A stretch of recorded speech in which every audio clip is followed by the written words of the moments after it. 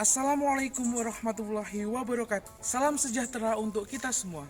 Halo teman-teman yang ada di seluruh Indonesia. Perkenalkan, nama saya Alvinus Bastian.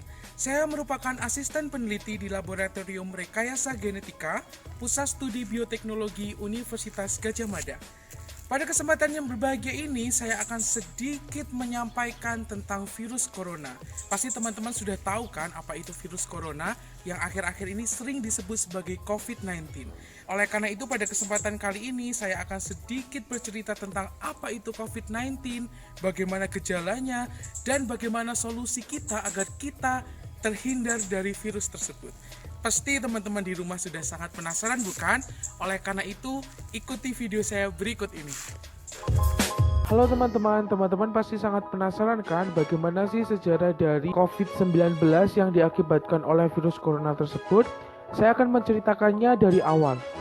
Pada tahun 2002 hingga 2003 ditemukan suatu penyakit dengan gejala yang mirip dengan flu, namun memiliki efek samping berupa sesak nafas. Setelah diselidiki, ternyata penyakit tersebut disebabkan oleh coronavirus. Penyakit tersebut diberi nama sebagai sindrom pernafasan akut berat atau dalam bahasa Inggris Severe Acute Respiratory Syndrome atau disingkat dengan SARS. Laporan WHO terakhir menyebutkan hingga 11 Juli 2003, 8.069 kasus di beberapa negara ditemukan. Pada tahun 2012, ditemukan sebuah penyakit baru yang memiliki gejala seperti flu ataupun seperti SARS yang ditemukan pada tahun 2002. Penyakit ini pertama kali muncul di Saudi Arabia dan negara-negara lain di Timur Tengah. Lagi-lagi penyakit ini disebabkan oleh jenis coronavirus namun dari jenis yang lain. Sehingga penyakit ini diberi nama sebagai Middle East Respiratory Syndrome by Coronavirus atau disingkat dengan MERS-CoV. Kasus ini berakibat fatal sekitar 30-40% bagi pengidapnya dan menyerang beberapa negara di Timur Tengah, Asia, Afrika maupun Eropa. 7 tahun setelah MERS ditemukan, pada 12 Desember 2019, kasus pneumonia yang tidak diketahui dan diprediksi kemungkinan karena influenza atau coronavirus lainnya kembali ditemukan di Cina.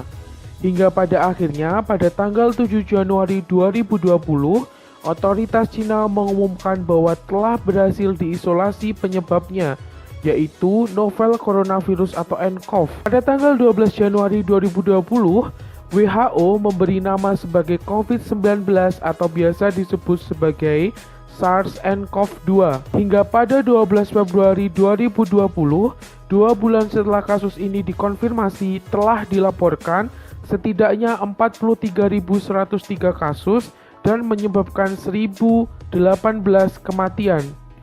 Wow, mengerikan ya, ternyata cukup banyak kasus yang ditemukan 2 bulan setelah kasus ini ditemukan.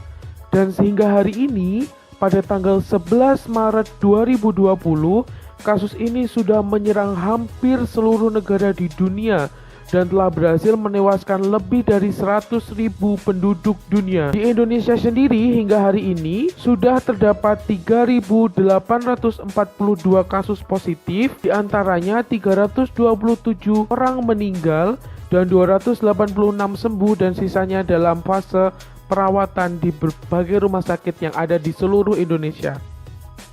Nah teman-teman, demikianlah penjelasan singkat mengenai sejarah COVID-19 yang disebabkan oleh virus corona. Lalu apakah virus corona itu? Menurut WHO, virus corona merupakan keluarga besar virus yang menyebabkan penyakit flu biasa hingga penyakit yang lebih parah seperti MERS dan SARS yang telah saya jelaskan sebelumnya. Virus corona adalah zoonosis yang artinya cara penyebaran virus ini bisa ditularkan dari hewan ke manusia. Lalu bagaimanakah kemungkinan virus ini ditularkan? Menurut jurnal yang ditulis oleh Sharon et al.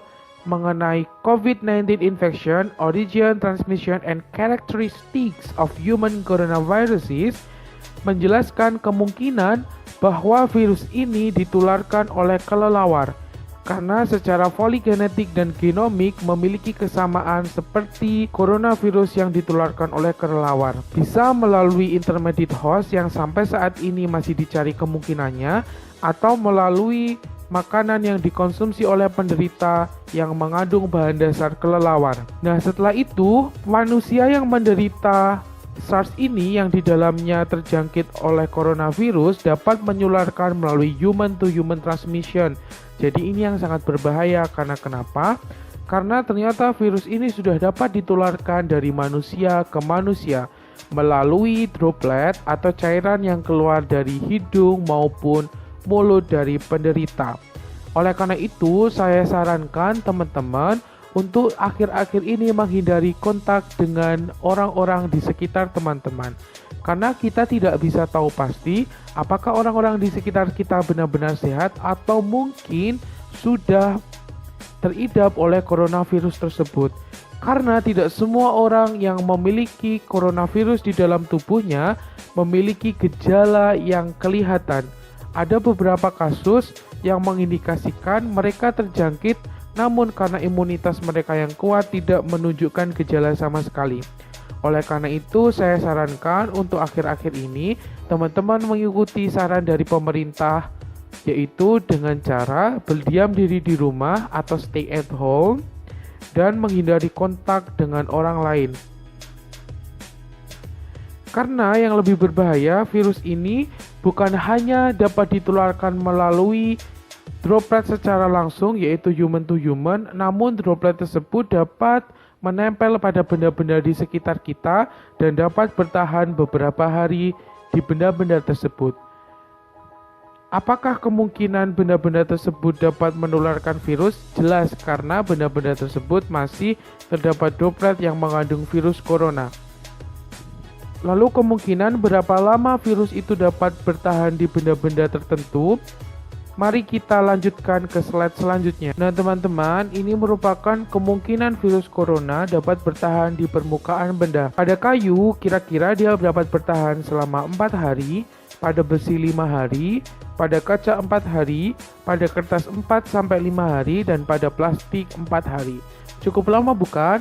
Oleh karena itu, kita harus bisa melakukan suatu upaya pencegahan agar kita dapat terhindar dari virus tersebut, yaitu misalnya dengan menyemprotkan cairan disinfektan kepada permukaan-permukaan benda yang ada di sekitar rumah kita, rajin mengepel lantai, rajin mengelap jendela, dan beberapa kegiatan lain untuk menjaga kebersihan tempat tinggal kita agar kita dapat terhindar dari virus tersebut.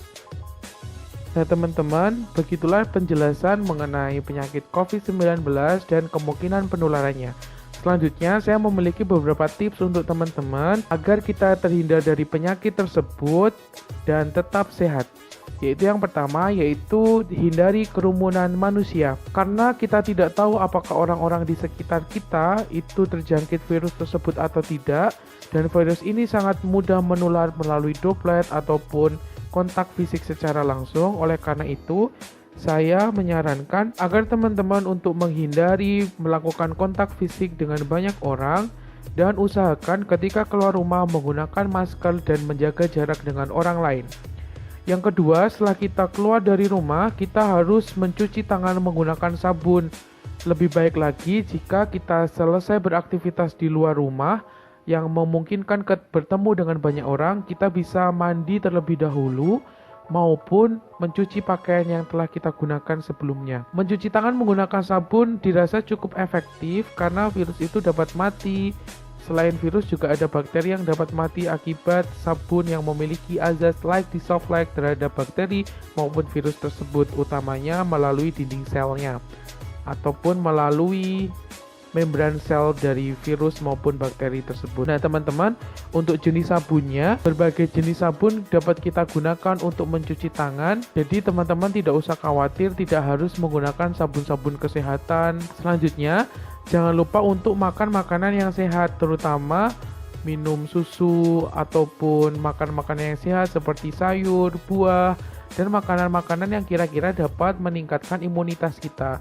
Karena orang dengan imunitas atau kekebalan tubuh yang baik itu dapat menghindarkan atau dapat melawan virus itu ketika virus itu masuk ke dalam tubuh kita. Selain itu, konsumsi vitamin-vitamin yang bisa teman-teman dapat melalui suplemen maupun bisa teman-teman dapat dari buah maupun sayur. Terus yang terakhir yaitu ikuti anjuran pemerintah dengan tetap di rumah saja. Karena dengan teman-teman tetap di rumah saja, teman-teman akan ikut berkontribusi untuk melakukan penanganan terhadap virus ini secara tidak langsung, yaitu dengan memutus rantai penyebaran virus tersebut. Kalaupun teman-teman tidak terinfeksi, teman-teman akan terhindar dari orang-orang yang terinfeksi. Kalaupun teman-teman yang terinfeksi, maka teman-teman tidak akan menularkannya kepada teman-teman di sekitar kita. Oleh karena itu, saran saya tetap ikuti anjuran pemerintah dan tetap stay at home atau tetap tinggal di rumah saja. Nah teman-teman, sekarang sudah paham kan tentang apa itu COVID-19? Oleh karena itu, mari kita bersama-sama untuk menjaga kesehatan kita. Dimulai dari menjaga kebersihan diri, mengikuti himbauan dari pemerintah pusat, dan jangan lupa untuk tetap di rumah saja. Oleh karena itu, satu langkah yang kita lakukan akan sangat bermanfaat atau berguna bagi orang-orang tercinta di sekitar kita. Saya Alvinus Bastian, sekian yang dapat saya sampaikan dan sampai bertemu di lain kesempatan. Wassalamualaikum warahmatullahi wabarakatuh.